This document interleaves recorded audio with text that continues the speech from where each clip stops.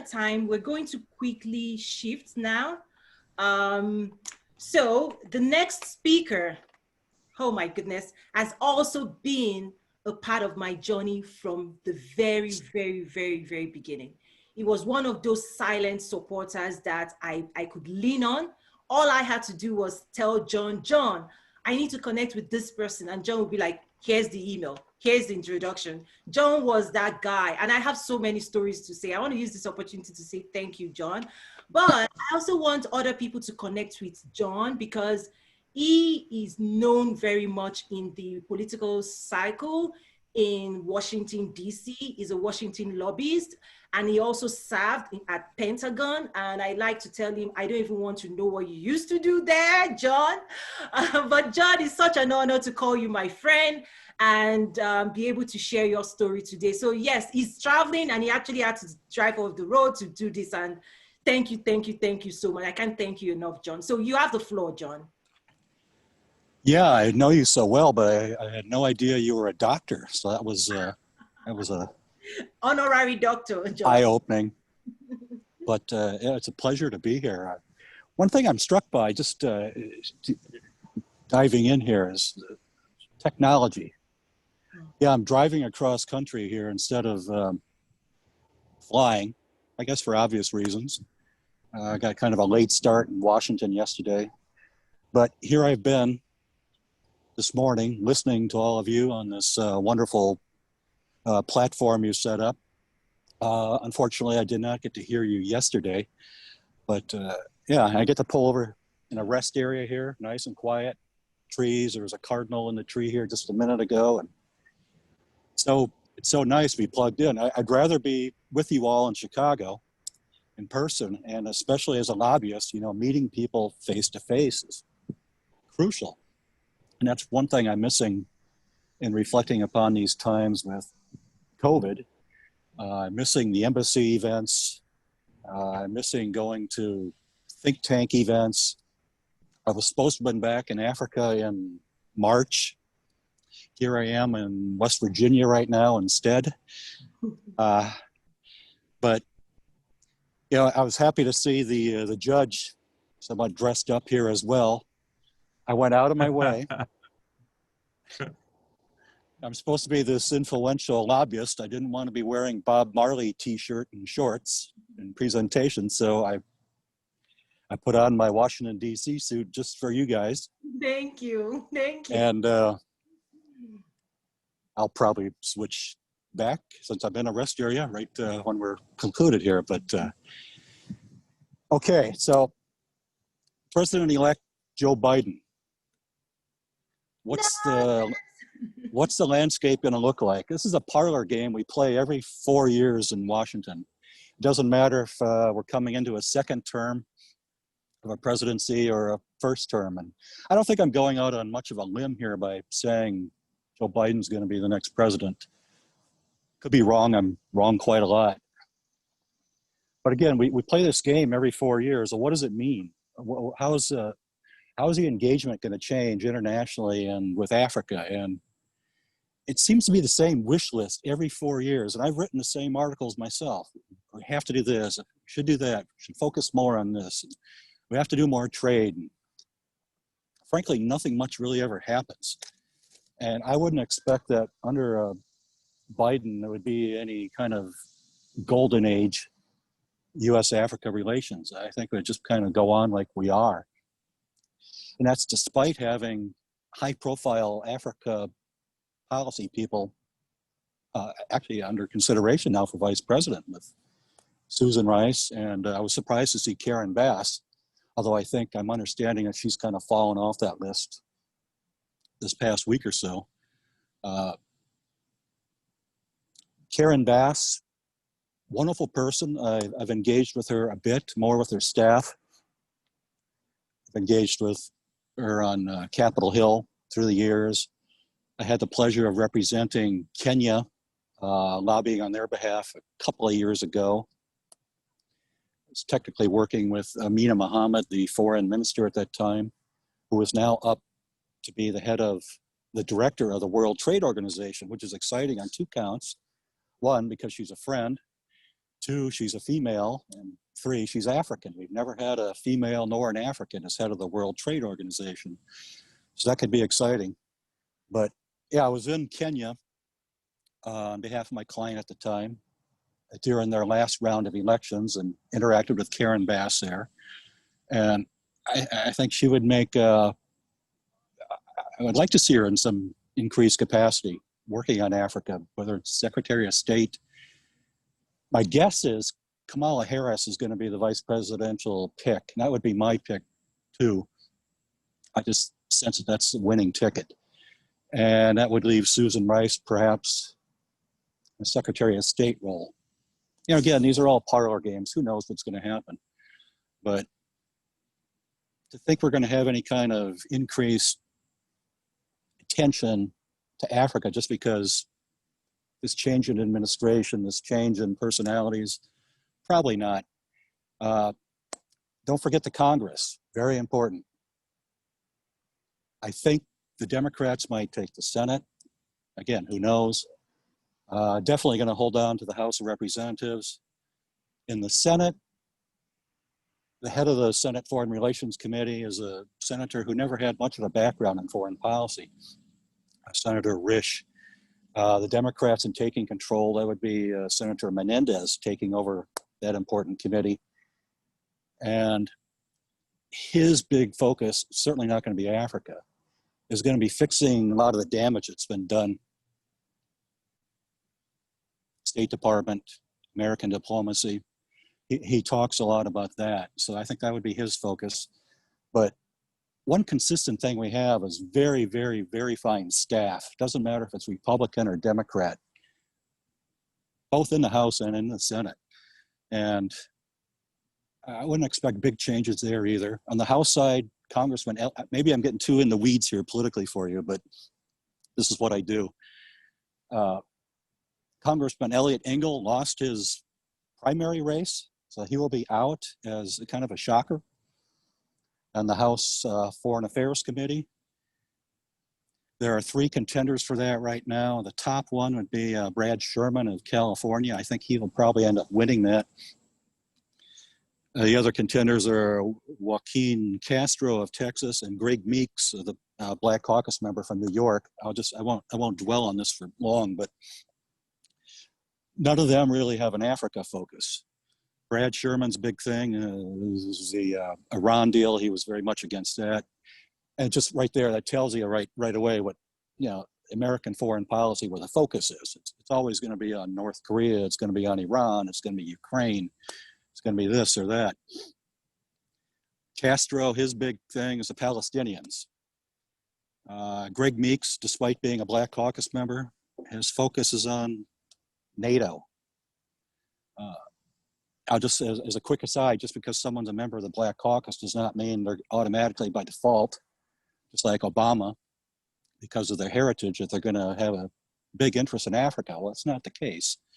In fact, traditionally, the Black Caucus doesn't have much of an interest at all. It's many, many years ago when I started out in Washington, there was a Congressman Dimely from, was he from California? He led the Africa Committee, subcommittee. He had an interest. The late, great John Lewis, wonderful, wonderful man. I interacted with him a few times. I used to live and work in Angola during the Civil War. And when I would return home to Washington, I would on occasion brief Congressman Lewis on the situation in Angola. It always struck me, it's hard to verbalize this disconnect between Africans in America, the Black Caucus, and the relationship with the continent itself. But yeah, Congressman Lewis listened to my updates, my briefing, but he never had a foreign policy portfolio. But anyway, yeah, so getting back to the House, I don't see any big changes there. Congressman Chris Smith, Republican from New Jersey, has always been the kind of the steady force in the House of Representatives when it comes to African affairs. And he's been very good. Okay, where am I going next? Continuity. I just scribbled some notes here on the picnic table for, I'm sorry I didn't come prepared. There's a continuity when it comes to US Africa policy, and that's whether it's in Congress or with the presidencies. And I've written of this before, you know, say going back to Father Bush, his policies with South Africa and apartheid, the ensuing administrations kept those policies. Bill Clinton, I was there at the early days of AGOA and the setting up. I had nothing to do with it. It's just that I knew a lot of the people that were putting that together. Excellent, excellent program. And I know you, Toyin, in many of our discussions, you're always talking about how people don't know about AGOA, whether it's in Africa or here. I mean, it's startling to me every 4 years how I'm hearing politicians and players here have no idea about AGOA and just what that has meant. But the point I'm making is every administration since has kept AGOA vital. It's still good until what, 2025, I believe. And then oddly enough, George W. Bush is probably the best Africa president we've had in my lifetime, our lifetimes. An abject failure in almost everything else, whether it's Iraq, Afghanistan, Hurricane Katrina, the economy, but he was a good Africa president. PEPFAR, setting up a Millennium Challenge, was not just Africa. I mean, it's a global thing, but Africa has been a large recipient of Millennium Challenge funding. It was a good model. Those institutions that he laid down are still in place. President Obama came in with Energy Africa. That remains. Trump, I see Trump as somewhat of a continuation of the Obama administration. There's not much interest there. The institutions have been reshuffled a bit for this Prosper Africa, but that's how I see it. It's just really a reshuffling of names. It's nice to have these monies there available for Africa, but you know, again, a lot of the Africans aren't aware of this, and that's where people like me, the lobbyists, come in. So what I'll do here is quickly go over the American political scene. I've just completed that. I'll talk a bit about U.S. policy in Africa, and then I'll conclude just in talking a bit about lobbying itself. I was going to talk about security, but I don't want to go on too long. Toyin and I have these conversations all the time about just how disengaged the United States is in Africa. And I know many of you have voiced this already today, and rightfully so.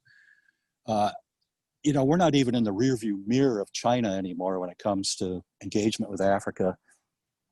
It seemed like just yesterday to someone like me who's been active in this space for over 3 decades. It seemed like yesterday when China was kind of on par with us, just a little bit behind. And yeah, we're not even in their rearview mirror anymore. And even though their trade has kind of fallen off a bit, it's still just a speed bump. A lot of the Africans that I'm hearing from are getting a little bit tired of China. Well, let's face it, they're not going to go away. They would like some counterbalance, and that's where the United States should come in if it were to step forward in a proper way. But we're just not taking advantage of those opportunities. Turkey is the country that's really impressed me, and I don't know if maybe you've had discussions on this yesterday or maybe I missed something this morning, but Turkey and Erdogan is just jaw-dropping, the effort they've put into Africa, unlike any other medium-sized country. Of course, a part of that is history, a part of that is geography, they're close by. But Erdogan has just had, I don't know how many trips to Africa. Just last week or 2 weeks ago, the foreign minister was in Africa again. He was in Togo, Equatorial Guinea, and was it Mali or Niger? Bringing along Turkish construction companies and aviation sector interests. And yeah, they have political agendas, of course, with these religious schools and the like. But wow, they're up to what, 42 2 embassies now, or maybe, no, more than that, because they just opened one in Equatorial Guinea. Just Turkey is really a good model. So I've been following them a lot. And there's other countries like normally don't think of, like Vietnam, Malaysia, that I've been tracking. It's very active in Africa. The French had fallen off, unfortunately. I think it has hurt them, both politically and from a business standpoint, how they have kind of fallen off the scene, but now they're trying to re-engage. Germany has never been much of a player. They're starting to pay closer attention to it. But anyway, here's all these countries now. You know, Turkey is pretty close now to the U.S. when it comes to trade. That's crazy. It's crazy. Toyin, you speak a lot about, I think if I were to jump to one of my conclusions at this point in the conversation, I'll just say, it's a lot of it's PR. The Africans don't know how to really access the United States and these markets so much, and American business certainly is not thinking much in terms of Africa, unless you're the GEs of this world and the like. Lobbying, my business. Oh, I love this line of work. I really do. Lobbyists are kind of like the used car salesman of politics. I mean, that's unfortunate. Part of that's deserved, I know, but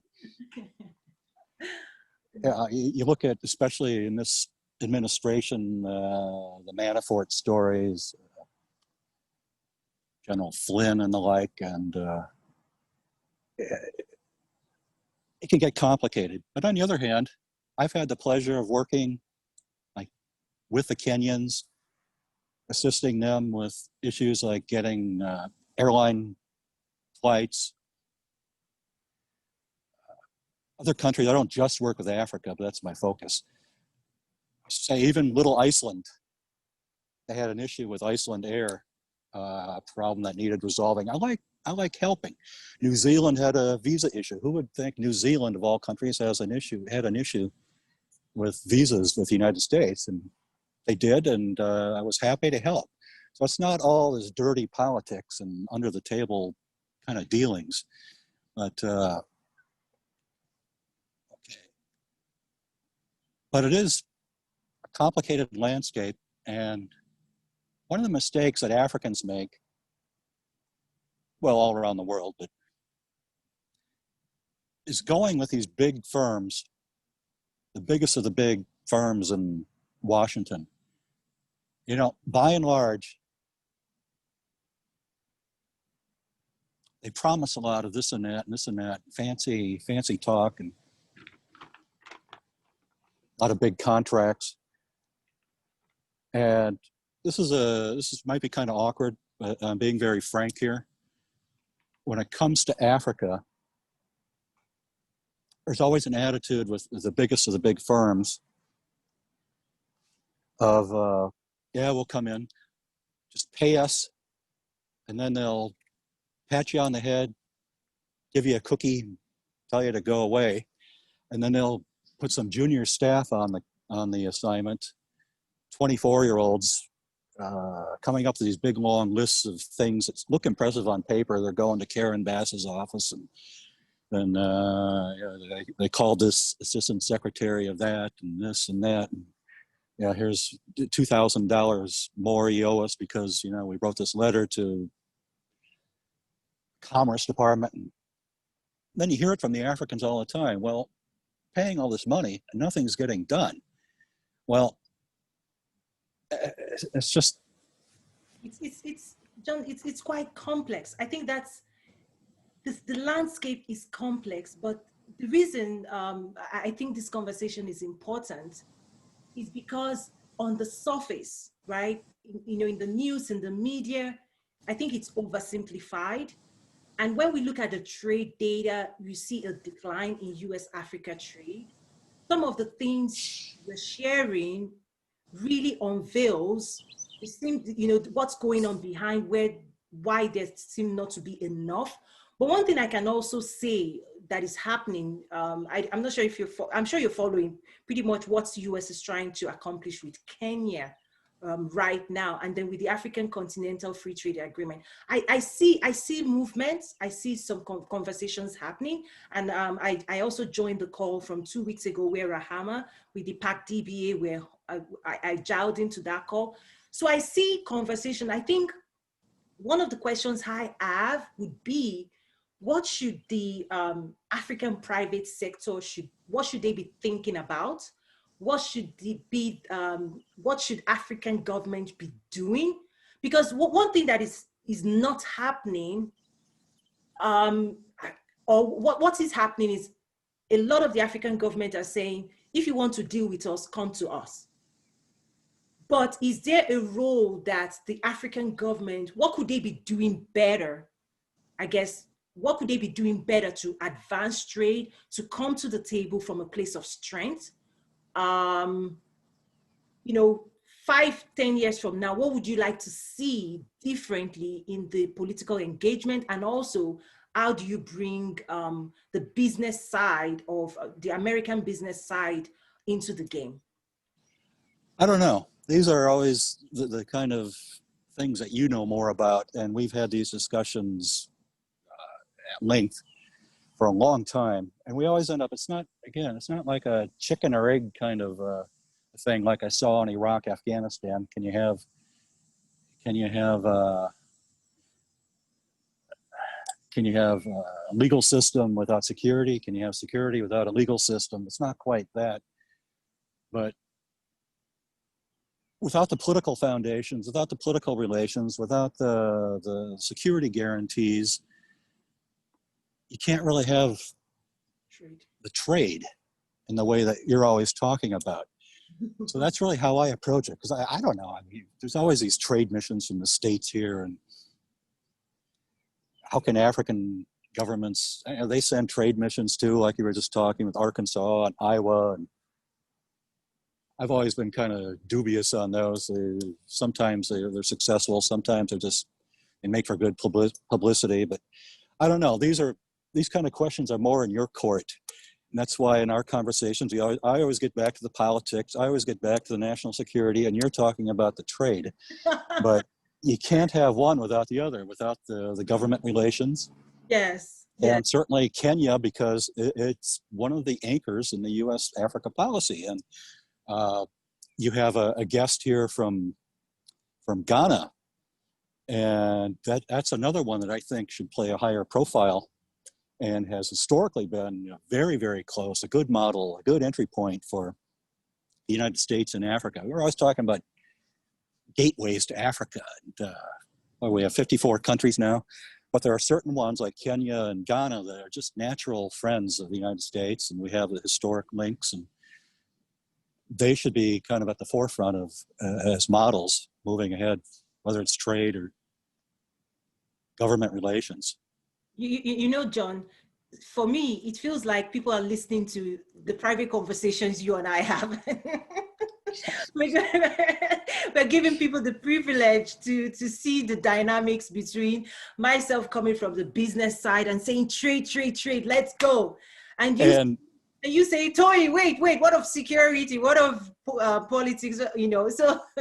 And for all of you listening, Toyin is always so upbeat and positive. I'm kind of the opposite. I'm always downcast and cynical, but I have reason to be. We all want Africa, U.S.-Africa relations, trade to thrive. I mean, we want to see the continent thrive. And I guess I'll close on this, just again, getting back to security. 10 years ago, we were all marveling at how all these legacy conflicts in Africa have kind of faded away. These things, Angola, I referenced earlier, where I spent a great deal of time, on and on and on and on, had kind of receded, and Africa was really looking like, wow, it turned the corner, and what a bright future, because these internal and external conflicts have kind of receded. Well, here we are again. All of a sudden, we're looking at major potential for horrible conflicts. Egypt talking about moving into Libya, which frankly they don't have the military setup to do expeditionary missions like that. Egypt going to war with Ethiopia over this dam issue, and This is something that's been going on for 10 years. Why couldn't they have sorted these issues out by now? Now they're starting to fill the dam up, apparently. Mozambique, northern Mozambique, just the conflict never seems to end there. I mean, Renamo is still ongoing in the center of the country, and in the north, you have external influences like from the Gulf. The DRC is in a constant state of flux, and yeah, all this optimism from 10 years ago, it's just, I haven't even mentioned the Sahel, which actually is the biggest focus right now of the US. It sort of plays off from the Libya question, but so how can we have all this trade? How are the African leaders going to deal with trade with the United States or wherever, or putting together this free trade, this continental free trade zone with these massive conflicts ready to break out? Again, chicken or egg, somewhat. Fantastic. There's a question for you. I thought I was the only one enjoying this, but it looks like you have a question. Davishak Johnson asks, how do politicals, that's quote, get hired by African government for lobbying on behalf of Africa? What do you mean, someone like me? Right. I think she's asking, I really don't have much background. So how do African governments hire somebody like you? That's the way I'm reading this question. It takes a lot of work on my part. Again, you know, frankly, you have to be on the ground in Africa. Again, that's why this COVID thing is hurting. Although lobbying itself, I'll tell you this, is exploding right now. Domestic lobbying and foreign, it's just exploding. But you know, you can't close deals with Africans without being in, pick a capital, any capital. You can't do it. Same with the Middle East. There are other regions of the globe like Asia, yeah, where you can kind of do a video thing like this or some calls and you can conclude business. Europe, East Europe, you kind of have to have drinks with people to close deals in person. But yeah, it's hard work on my behalf, reaching out, looking for business. I think something I can also add that you do really well, that I don't think people understand, that you have to be very good with relationships. You have to be generous, because it might be a relationship you've built a year, 2 years before it actually generates any business revenue. And, you know, while people are listening, I also want to say thank you, even for me personally, the way you've supported me. I remember a few years ago when, you know, Donnie Smith, we were preparing for the first edition of Trade with Africa Business Summit. And I was talking to him as an investor, and I said, I want you to be my keynote speaker. What would you like to see as an investor, as a CEO?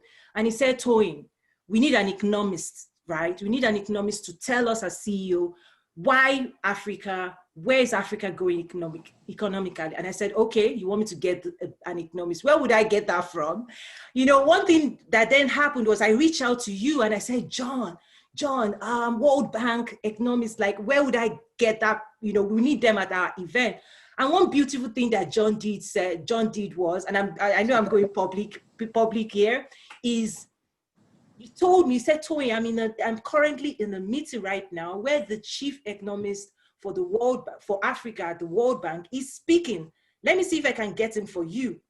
Few minutes later, you took a screenshot of his business card and say, here you go, Toyin, here's his contact. I told him he'll be expecting you. And I was like, what? John, you are amazing. So to that question, Dafisha, what I'll tell you that John does absolutely well is he knows how to network, he knows how to build partnerships, and he does it in a very extremely generous way. So that's something I want to encourage people to do. Whatever business you're in, really, whether lobbying or whatever, if you're looking to, business is done at the speed of relationship, right? The ability to, and I don't know if John, if you want to speak a little bit to that, but I have seen you practice it with me. I've seen you practice it, and that's a winning sauce in terms of treating people with generosity, showing up, and being present, showing up to Well, those events as well. you know, when I opened, I said how much I love this line of work, and I do. It's awesome. And not all the countries that I'm paying attention to. I was actually going to go through what I'm paying attention to now, but I have to hit the road here again. But take Mauritius, for example. That was mentioned earlier. That's a place I've been eyeing quite a lot, but there's really no business there from a lobbying standpoint. But I've made good friends there, and that's part of what I enjoy, is just these connections. I was sitting down with my friends from the Embassy of Georgia Republic, a while back, and I said to them, you know, Georgia hires a lot of lobbyists too. I said, you know, odds are we're never going to actually do business together, but I just love this becoming friends with you people and drinking your fine Georgian wine and having conversation. And so, yeah, the networking is really crucial. And I'll close on this. Yeah, I was complaining about the big lobbying firms earlier, and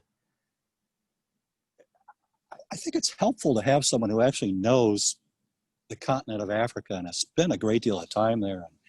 And the people I have with me, in connection with me, are old established Africa hands that make me look like I'm new, highly talented across a broad swath, cross-section of capabilities. And I'm just kind of the advisor and the one who puts the connections together like you were just talking about. So anyway, great to be here from West Virginia. I think I'm going to be in Ohio in a few minutes. John, I want to say thank you. I want to publicly say thank you, because when this was just an idea, you were one of those, you know, small group of believers that pretty much blew strong winds in my sail and say, yay, go for it. We're here. We'll support you, even if it's quietly. But I'm glad. You lack energy and enthusiasm. That's the one downside. You're too low key. I'm too low key, right? You know, I remember one day you said, Toyin, wow, I didn't know you had this much ambition. I knew you were going to do something, but you were like, man, you're an ambitious woman. I was like, okay. Thank you, John. It's such an honor to call you my friend. And thank you for sharing. Likewise. I'm going to change into my Bob Marley t-shirt now. So. Thank you for putting on your nice suit for us. We really appreciate it. Have a safe trip, John. Thank you. Thank you. I'll be listening. Okay, fantastic. That's why bringing that conversation into the dynamic of this forum today, I felt it was kind of important for so many people. It might be a new, different type of engagement, but just keep your mind open in terms of what's happening. But for us, the platform is also primarily to drive trade with Africa. So one of the things we're going to quickly do, we've been here for 2 days now. I want to also thank those